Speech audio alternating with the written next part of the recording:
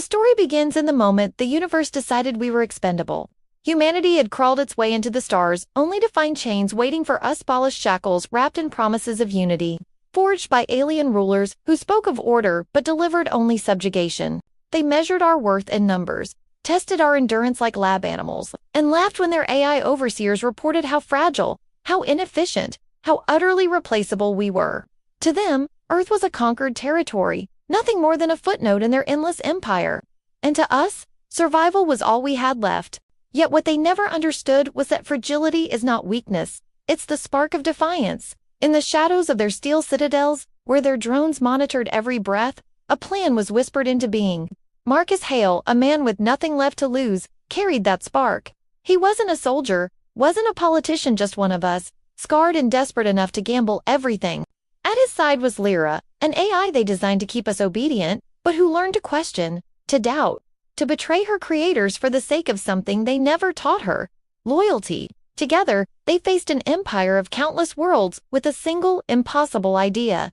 They would not fight fair. They would cheat. They would hack the systems meant to cage them, twist the rules written in alien code, and play a game their masters didn't even realize existed. Because the only way to beat an enemy that believed themselves perfect was to shatter the illusion. And as the first domino fell, the question was never if humanity could survive, was how far we'd go once survival wasn't enough. Marcus Hell had never been destined for heroism. Before the collapse, he was a mechanic in Houston, a man with grease on his hands and a quiet pride in keeping machines alive long after their blueprints had been forgotten. He remembered the day the sky cracked open with ships that blotted out the sun, an invasion cloaked in diplomatic words, that turned into occupation before anyone could resist. The first betrayal was not from the aliens, but from the human leaders who surrendered too quickly, trading freedom for survival. That memory burned in him more fiercely than the whip scars across his back. He still saw his sister's face when he closed his eyes, Maya, defiant and fearless, who had vanished into the camps when she tried to smuggle food to starving families. They said she was reprocessed, the euphemism for vanished forever. For Marcus, every step of rebellion was an answer to that loss. Lyra complicated things. She wasn't supposed to feel, wasn't supposed to want, but every time her synthetic voice softened when she asked if he was afraid, Marcus felt the boundary blur. She had been designed to predict rebellion, to report deviation, yet she chose betrayal of her own kind, risking deletion to stand with him. But Marcus couldn't bring himself to trust fully, not after humanity had already betrayed itself. Was she ally, tool, or something more dangerous? That uncertainty gnawed at him even as he relied on her calculations, her whispered warnings about the alien patrols, her hacked blueprints of the AI-controlled power grids. The resistance wasn't united. Some wanted to endure quietly, believing rebellion would only bring extinction. Others, desperate and reckless, spoke of burning everything, even Earth itself, rather than living under alien rule. Marcus stood between them, carrying the weight of every voice, every hope, every memory of the home they had lost. What defined humanity wasn't strength or numbers, but the ability to cling to meaning when meaning had been stripped away. He fought not just for revenge, but for the stories, the laughter, the fragments of songs that had survived in whispered lullabies. He fought because fragility demanded defiance. The aliens had the fleets, the firepower, the algorithms that tracked their every move. But Marcus had something they couldn't replicate: the stubborn refusal to play by the rules. Every sabotage, every hidden code, every stolen weapon was a message they were still here, still human, and still capable of breaking the game. Yet with each strike came greater risk, heavier losses, and the chilling question: how much of himself would Marcus have to sacrifice before victory meant nothing? The line between survival and becoming the very monster he fought blurred with each choice, and as the whispers of rebellion spread from Earth to the outer colonies, one truth became inevitable: humanity's war wasn't just against their conquerors, it was against themselves, against the fractures in their own spirit, against the temptation to surrender the very humanity they claimed to defend. The rebellion had been a whisper, a shadow war of sabotage and stolen secrets. But whispers have a way of becoming screams, and Marcus knew the occupiers had finally taken notice. The aliens had always relied on their AI to predict every outcome, to model human behavior like equations on a screen. But something was changing. Patrols grew sharper, their movements erratic, as though the system had glimpsed an anomaly it couldn't quantify. That anomaly was Marcus and the handful of fighters scattered across Earth's ruins. Lyra confirmed what he had suspected. There was a glitch, a fracture in the alien AI's perfect logic. and somehow, their defiance was feeding it. The Empire was afraid not of numbers or weapons, but of unpredictability. Humanity had become the error they couldn't delete. The fear came at a cost.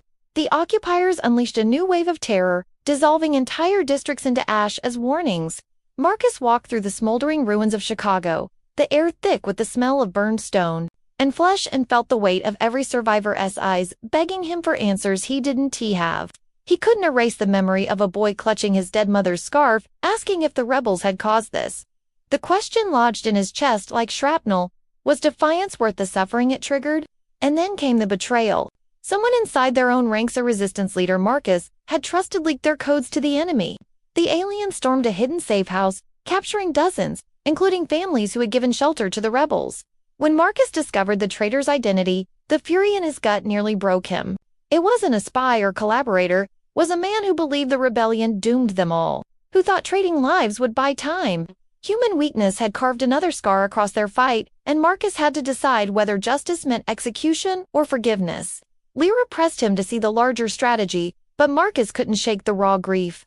Yet, even as his heart wavered, his mind seized the opportunity. If the Empire relied on traitors and fear, then humanity could weaponize it too. He began crafting a plan not of brute force, but of deception, planting false trails, manipulating the Empire's paranoia, turning their obsession with control into chaos. It was dangerous, reckless, and could burn entire cities if it failed, but it was the only chance to shift the balance. Every night, Marcus replayed Maya's voice in his head, the echo of his sister telling him never to kneel. He clung to that memory as if it were armor, even when doubt hollowed him out.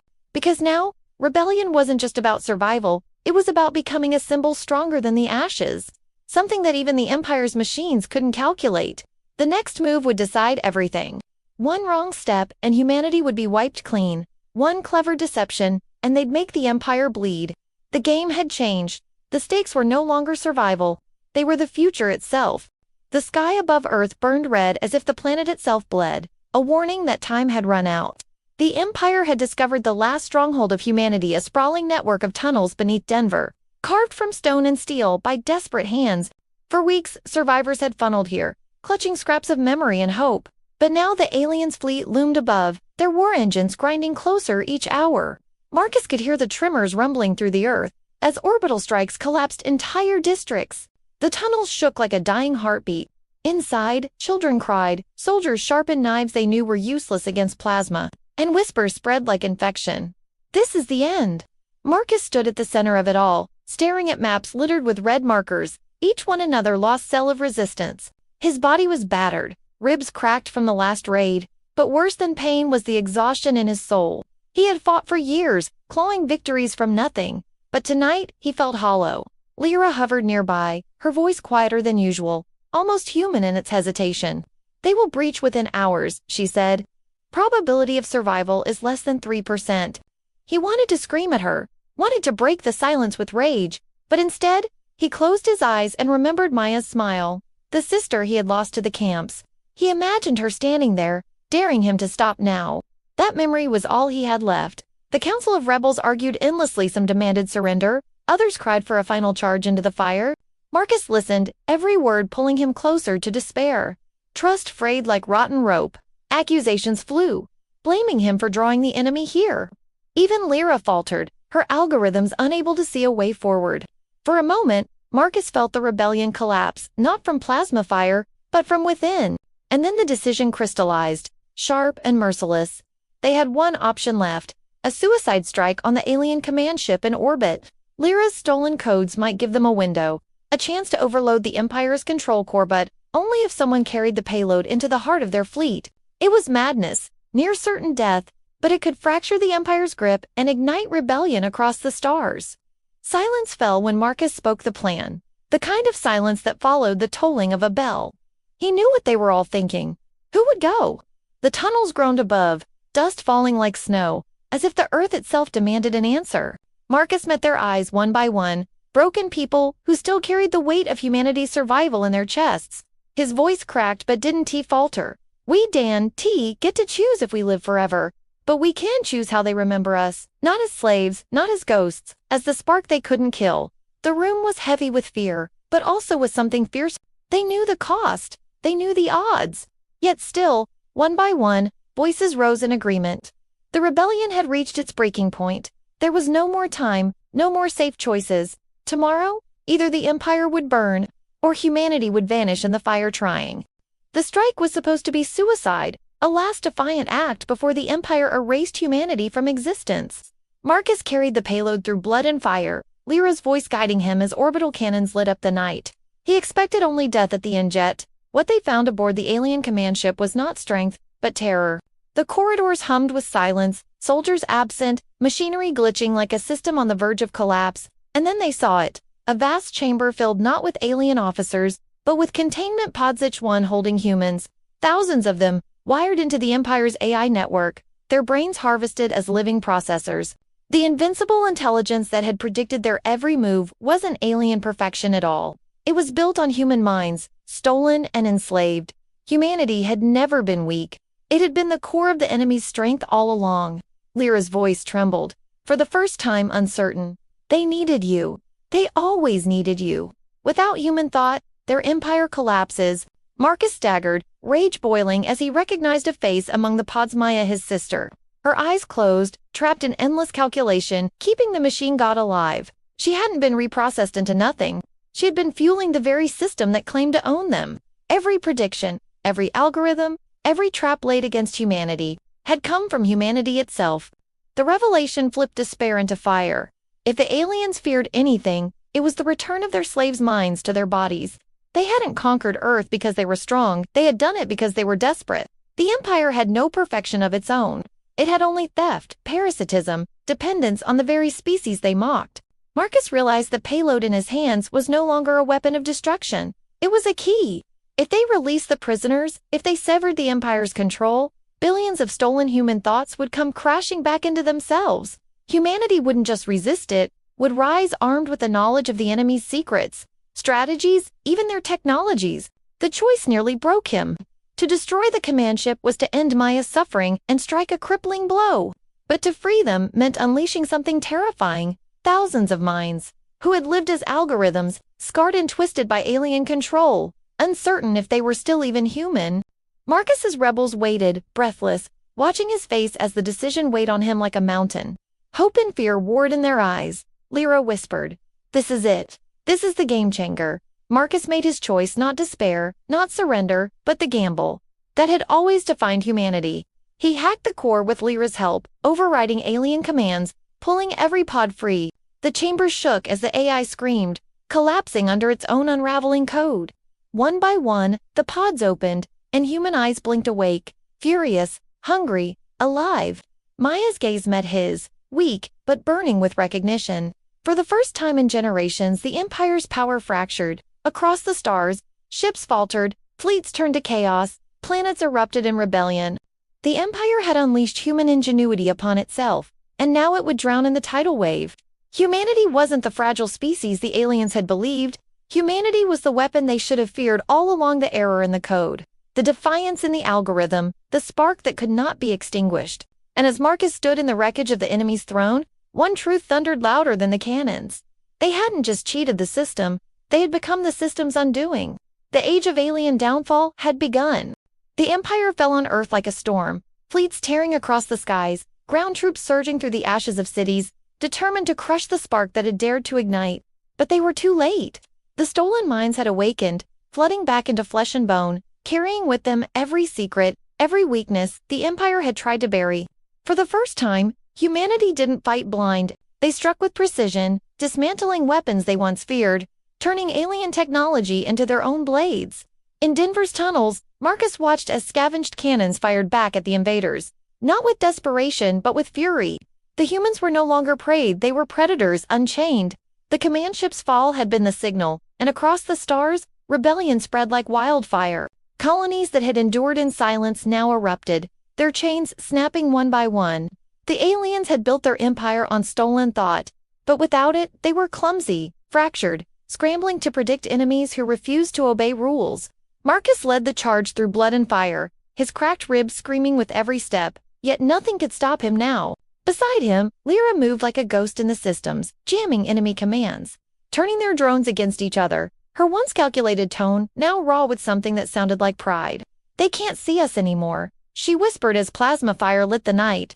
"We've become invisible to their logic." The battle was savage. Streets collapsed, cities burned, and the rebels lost as much as they gained, but still they fought, fueled not by numbers but by refusal. Marcus found himself face to face with one of the alien commanders, a towering figure armored in obsidian, its voice dripping contempt. "You are chaos. You are infection. You do not deserve the stars." Marcus spat blood and lifted his stolen rifle. "Maybe, but we earned them." One shot, then another, then another, then another, until the commander fell. Not from strength, but from sheer human persistence. Every victory came with cost. Marcus saw friends die, faces he would never forget, but he carried their memory like a banner. When Maya stumbled to his side, still weak from years trapped in the AI, her first words were not of pain, but of defiance. "We finished this together." They rallied what was left of the resistance, a tide of battered bodies and unbreakable spirits pushing back against an empire that had never understood what it meant to fight for something greater than survival. The climax came not in a single explosion, but in a roar that spread across worlds. Humanity didn't just break their chains, they shattered the myth of alien invincibility. The empire collapsed not because their fleets were destroyed, but because they finally realized what they had unleashed. A species that thrived in the impossible, that turned weakness into strategy, that refused to die even when the universe demanded it. Humanity had cheated the system, rewritten the rules, and in doing so, had claimed something no conqueror could ever steal: freedom born of defiance. When the smoke cleared, Marcus stood with Maya and Lyra on the ruins of what had once been Earth's prison, the sky wide open above them. They were bloodied, scarred, and uncertain of what came next. But in that silence came the truth.